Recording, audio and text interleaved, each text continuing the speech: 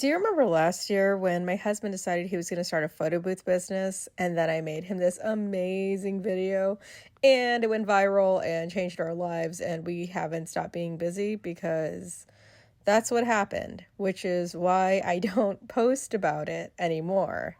I think I talked about how he went to Kelly and then a bunch of people were in the comments like, I went to Kelly too. And then I was talking about how we grew up in McKinley Park. Then I talked about him and how great of a person he is and how much of a hard worker he is and how he was just really nervous about starting it.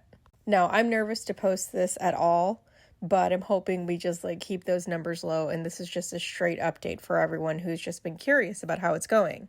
We have very little social media presence. We have been a total word of mouth company ever since the video took off. We've made a few adjustments within the company, but we've learned a lot. I'm still a paid employee. My son is a paid employee.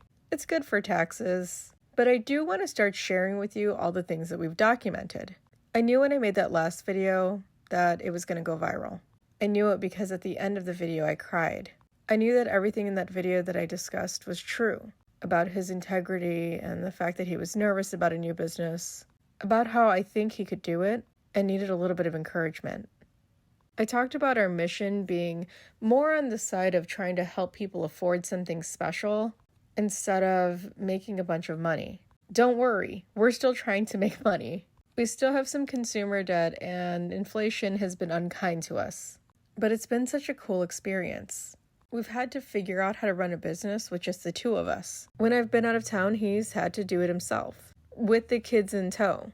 I've had to push through when I've been sick. He's had to go out at night by himself. One time the car broke down and Dion had to come and get me, and my neighbor Nancy had to come with her husband to help Rick. One time the photo booth didn't work because of a bug with the machine, and it wasn't the kind of night that we wanted somebody to experience. And we also learned to update our systems before events, and over time we've learned to say no. Everything that we do affects our entire family. This evening in particular, somebody else was taking care of the backdrop, which means that we were not able to leave until they were done. Which means we ate at Buffalo Wild Wings at 9:30 at night. And it also means that my kids were tired. When I say our business is family run, I mean it. These kids were starving and we didn't have any snacks and we were setting up at a bar, so they didn't really have any food. And sometimes we're not as prepared as we think we are because we think it's a really quick gig. But we've learned. We also don't give the same kinds of discounts that we used to just because you might know someone that we know. We support a very small handful of nonprofits, and we've left it at that. We've learned to invest in the products that work well for us, and what started off as a side gig to try and pay off some credit card debt is probably just as consuming as my content creation journey. I'd say the best part of this is that my husband does understand the ins and outs of the small business that he owns. And with that said, the prices did have to go up, but I can still say that we're better than everybody else. Everything's including with the backdrop and props. We don't nickel and dime. And we've been able to stay true to the motto that all we want for people to do on their special day is relax and celebrate.